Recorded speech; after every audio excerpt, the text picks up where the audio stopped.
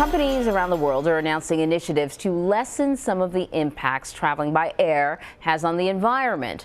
One such company is the airline JetBlue, which announced earlier this month it plans to offset the carbon emissions from all of its domestic flights by July of this year. So JetBlue also says that it will be the first major U.S. airline to do so, and other companies have also announced similar initiatives in recent years. So CBS News meteorologist and climate specialist Jeff Berardelli is here to break down what this movement means and what it is. Thank you so much. So I remember this JetBlue announcement, and I thought to myself, well, but how do you do that?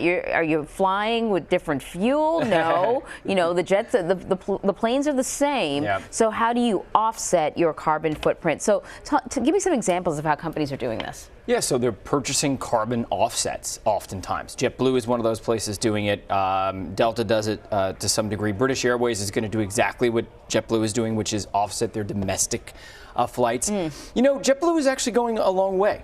So what they're going to be doing is over the past 10 years, they've offset about 2.6 billion of their pounds of carbon. So the amount of carbon dioxide they're releasing to the atmosphere.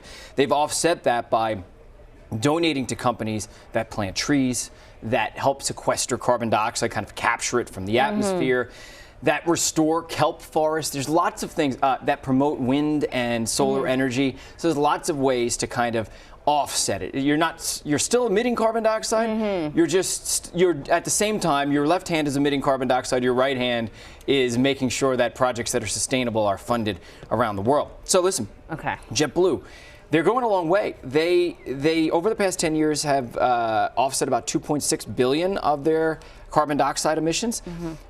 In the coming years, each year, they're now saying they're going to do about 15 billion. That's about a 50-fold increase in just 1 year. So, but they're also entering the European market where there's a lot of flight shaming going on. There are a lot of people who are very cognizant of flying in Europe. People are preferring to take railway. And so these airlines, it turns out that this is what they need to do. Right, so it's also sort of a good marketing move for them. Absolutely. This always sort of confused me, though, this idea of becoming carbon neutral by offsetting your carbon footprint. I mean, it's not like you're sort of exchanging a dollar for, I don't know, a silver dollar. Like I mean, is it like that? Like, here's the box of carbon, and here's here's a tree, and they're easily swappable? Yeah, not really, because first of all, a tree, if you plant a tree, it doesn't really achieve maturity for 10, 20 years or so. It's not really pulling out all that carbon dioxide right then and there, but eventually it will be worth the amount of carbon offsets that you purchase.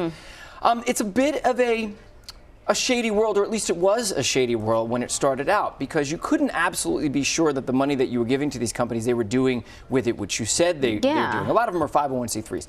Now it's a fairly regulated market, and you have a pretty good chance of them doing what they say they're doing. But in many ways, environmentalists say that you're kind of kicking the can down the road. You know, that you are, feeling good about yourself because, well, I flew 15 times to China this year. However, I also purchased $1,000 worth of carbon offsets.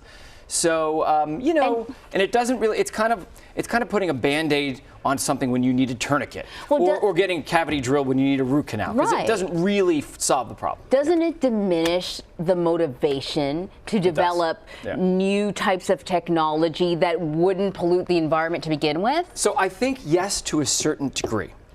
There are this class of fuels called sustainable aviation fuels, and JetBlue is pledging to use them on their San Francisco flights. Now, it's more expensive for them to purchase that. The industry says it's 80% more efficient. 80% more efficient would be a lot. I've yet to see, and I'm sure it's probably out there, I tried to look for it yesterday, peer-reviewed research that says 80%. It'll probably fall short of 80%, but that would be a lot. However, it's not reasonable to assume that the airlines are all going to start purchasing that, because first of all, it's hard to make, and second of all, it's more expensive to purchase. Which means that we got to be willing to pay for that as well. Well, I guess something's better than nothing. It strikes me a little bit like, you're paying the penance before you knowingly go forward with the sin. But like I said, extra trees, All was good? Well, I don't know if you've done this. So you go on your airline's website, and you can actually calculate how many miles you fly and how much carbon you use. And then you can sometimes on these airlines' websites, I did it on Delta, purchase carbon offsets. And it's suspiciously cheap. Because I booked a flight, or pretended to book a flight, from New York to London and back, so a round trip.